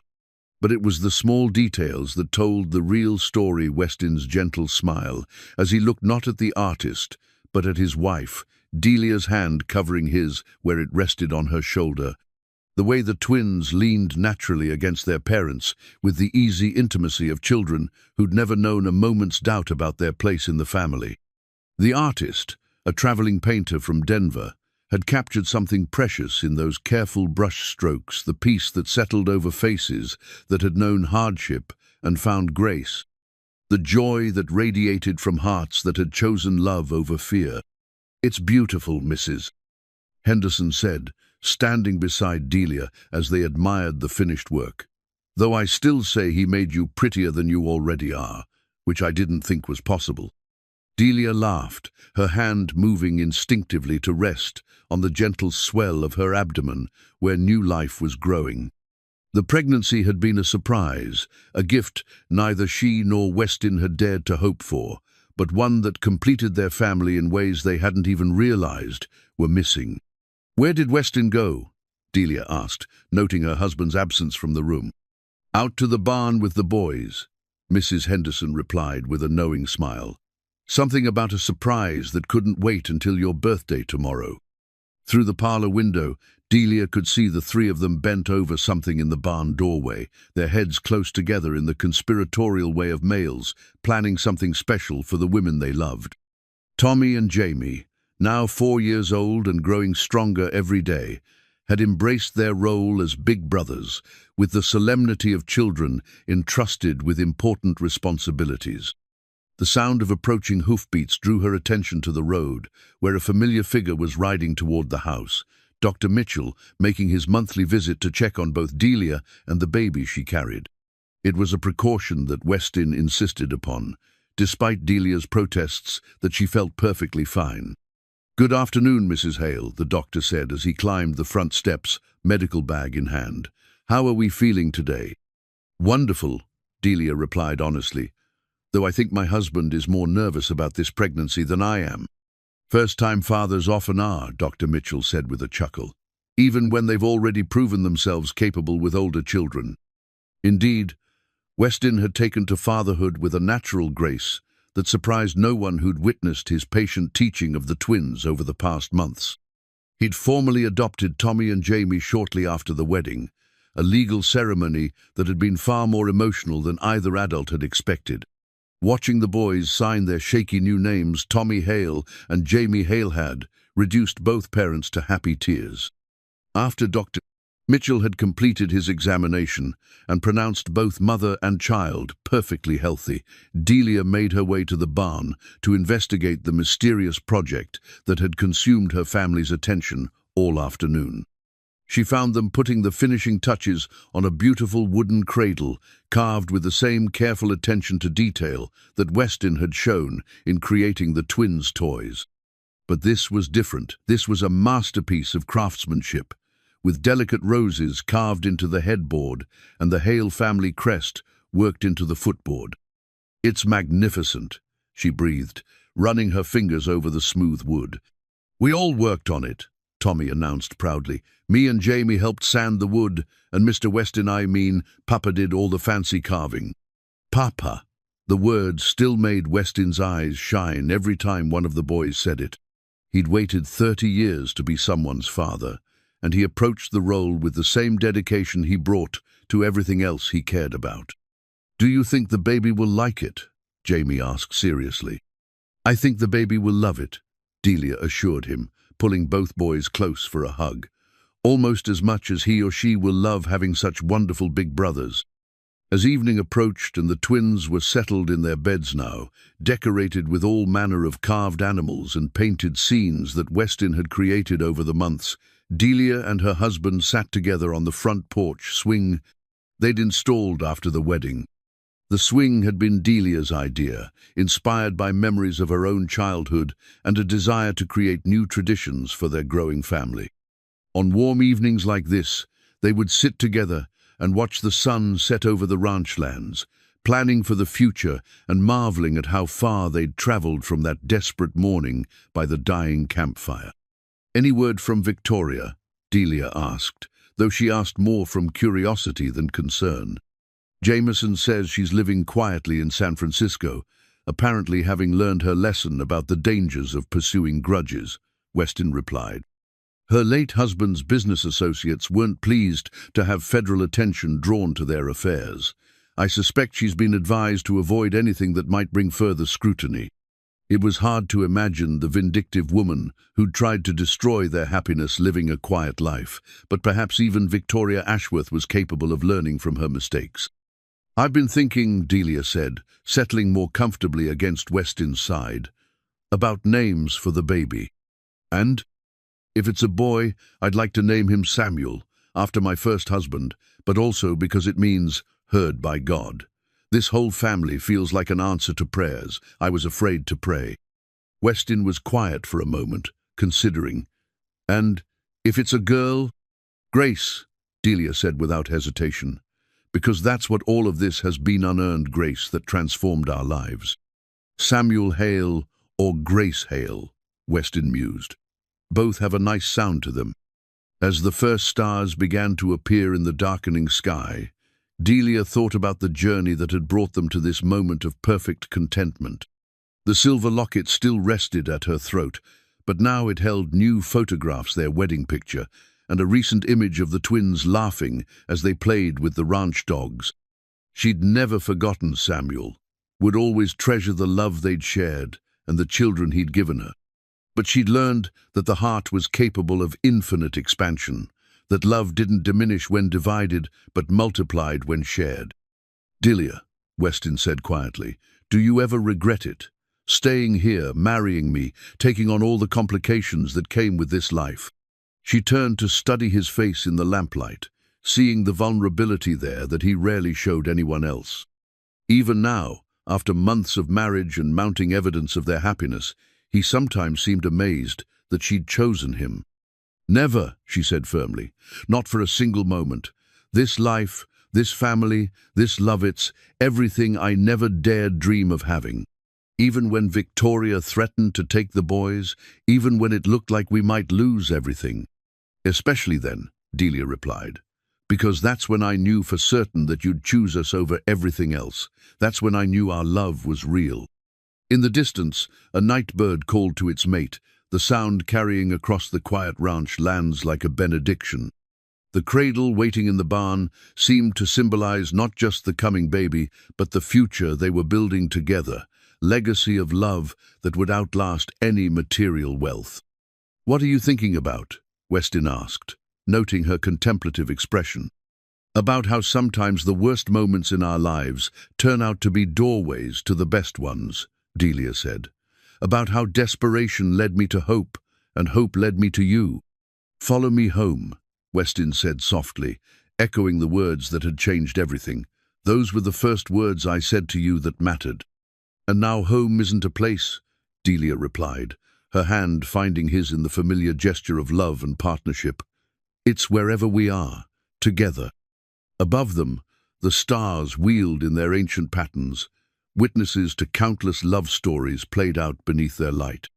But tonight, they shone down on a family that had been forged not by blood or convenience, but by choice and courage, and the simple faith that some dreams are worth fighting for. In the morning, there would be cattle to tend and accounts to balance and children to teach and love. Tonight, there was only this peace, contentment, and the profound satisfaction that came from knowing they'd built something lasting and beautiful from the ashes of old sorrows. The porch swing creaked gently as they rocked together, and Delia closed her eyes, listening to the sound of her husband's heartbeat and feeling the gentle flutter of new life beneath her heart. She was exactly where she belonged, where she'd always been meant to be, where love had finally brought her home.